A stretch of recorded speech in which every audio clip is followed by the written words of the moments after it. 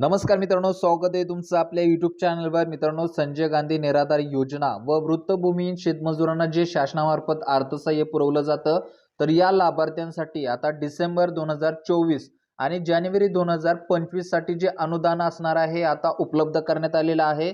लवकरच या लाभार्थ्यांच्या खात्यावरती शासनामार्फत अनुदान वितरित केलं जाणार आहे।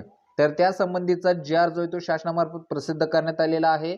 या JR ची सविस्तर माहिती आपण या ठिकाणी आता पाहणार आहे। आपण पुढे स्क्रीनवरती पाहू शकता सविस्तर JR आपल्याला पाहायला मिळत आहे। याच्यामध्ये मित्रांनो पाहू शकता महाराष्ट्र शासनामार्फत हा JR जो आहे तो प्रसिद्ध करण्यात आलेला आहे। त्याचा दिनांक इथं पाहू शकता 3 जानेवारी 2025। म्हणजेच मित्रांनो हा JR जो आहे तो काल प्रसिद्ध करण्यात आलेला आहे।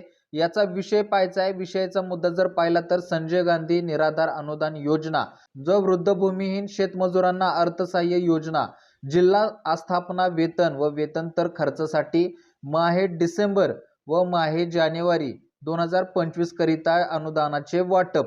तर या ठिकाणी मित्रांनो विषय आपल्याला समजला असेल। तर डिसेंबर 2024 म्हणजे आता या वर्षाचं शेवटचं अनुदान आणि जानेवारी 2025 म्हणजे वर्षाचं सुरुवातीचं अनुदान, असे दोन अनुदानाची रक्कम जी आहे ते शासनामार्फत आता संबंधित जिल्हा आस्थापनेला वर्ग करण्यात आलेली आहे।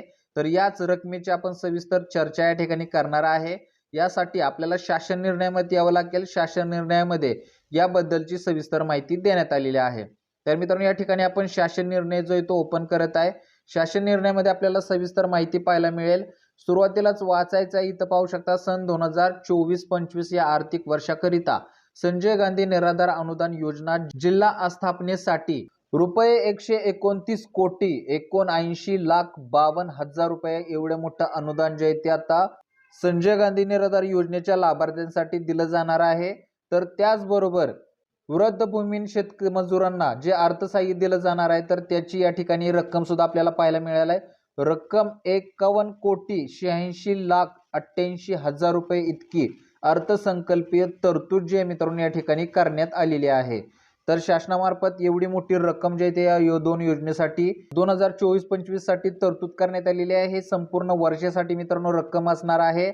त्यापैकी मित्रांनो आता चालू घडीला संजय गांधी निराधार अनुदान योजनेसाठी जिल्हा आस्थापनेला 82,16,48,770 रुपये जे आहे ते आता या ठिकाणी जिल्हा आस्थापनेला वितरित करण्यात आलेले आहेत। तर वृद्धभूमीहीन शेतमजुरांना जे अर्थसहाय्य दिलं जाणार आहे यासाठी जिल्हा आस्थापनेला 33,52,760 रुपये इतका निधी जो आहे तो विभागीय आयुक्त कार्यालय यांना वितरित करण्यात आलेला आहे। तर या ठिकाणी मित्रांनो पाहू शकता की मोठ्या प्रमाणावरती हा निधी जो आहे तो शासनामार्फत वितरित करण्यात आलेला आहे। संबंधीची आकडेवारी सुद्धा या ठिकाणी देण्यात आलेली आहे। आता जे विवरणपत्र जे देण्यात आलेले आहे ते विवरणपत्र जर पाहायचं असेल तर ते सुद्धा आपल्याला पाहायला मिळेल। त्यासाठी मित्रांनो तुम्हाला हा JR जो आहे तो डाउनलोड करून घ्यावा लागेल। त्याच्यामध्ये विवरणपत्रात संपूर्ण माहिती देण्यात आलेली आहे। चालू घडीला फक्त या अनुदानाची रक्कम जी उपलब्ध करून देण्यात आलेली आहे तर त्याबद्दलची माहिती तुम्हाला या ठिकाणी सांगणं गरजेचं होतं।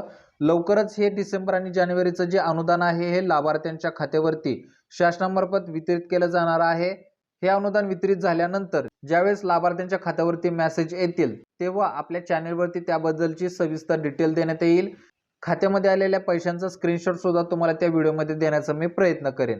तर मित्रांनो चालू घडलेली अतिशय महत्त्वाची अपडेट होती, तुमच्यापर्यंत पोहोचवणं गरजेचं होतं। या JR बद्दल अधिक माहिती पाहिजे असेल तर डिस्क्रिप्शन बॉक्स मधील JR डाउनलोड करा किंवा महाराष्ट्र शासनाच्या www.maharashtra.gov.in हे आपल्या गव्हर्नमेंटच्या वेबसाईटवरून सुद्धा तुम्ही हा JR डाउनलोड करून सविस्तर माहिती वाचू शकता।